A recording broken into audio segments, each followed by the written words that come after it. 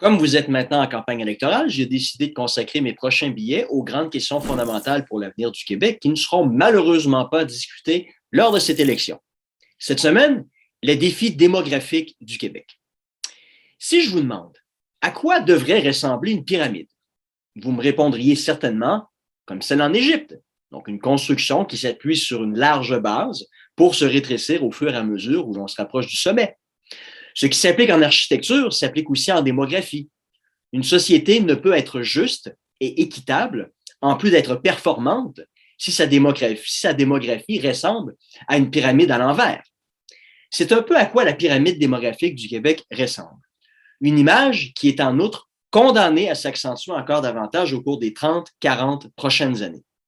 Et si ce mouvement n'est pas freiné, il deviendra inévitable de revoir tout ce en quoi consiste le fameux modèle québécois. Il faut réaliser qu'une démographie normale permet aux gens de prendre leur retraite à un âge normal, de bénéficier de soins de santé gratuits et de différents autres services finançant même les taxes et les impôts des travailleurs. Cela crée une société équitable, puisque le nombre plus important de travailleurs que de personnes retraitées fait en sorte que le fardeau fiscal des premiers demeure relativement peu élevé, puisque, par exemple, vous y avez 100 travailleurs qui financent les dépenses occasionnées par 20 personnes à la retraite. Donc, le coût de ces dépenses par travailleur revient donc à, par exemple, encore 10 000 $ par année. Mais ça, c'est dans une société où la pyramide démographique est normale. Elle l'est toutefois de moins en moins lorsque le ratio passe à 100 travailleurs qui doivent financer les dépenses de 40 personnes à la retraite. Parce que là, le coût par travailleur passe à 20 000 $ par année.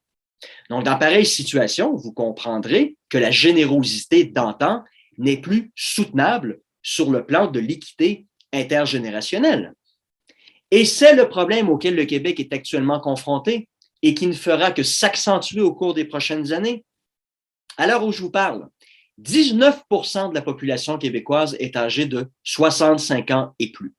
Chiffre qui devrait passer à plus de 25 % en 2040 et à près de 30 % en 2066.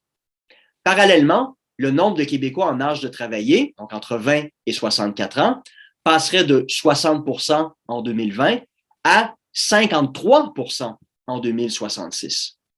Il s'agit donc ici d'une tendance de fond aux conséquences très sérieuses. Si les dépenses liées au modèle québécois sont vouées à augmenter, il faudra donc conséquemment augmenter le fardeau fiscal des gens, mais sur un nombre toujours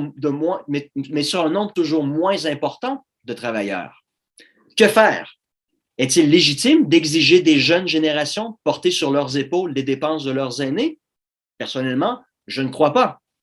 Mais si on les force à le faire, alors le problème de l'iniquité intergénérationnelle ne fera que s'accentuer encore davantage.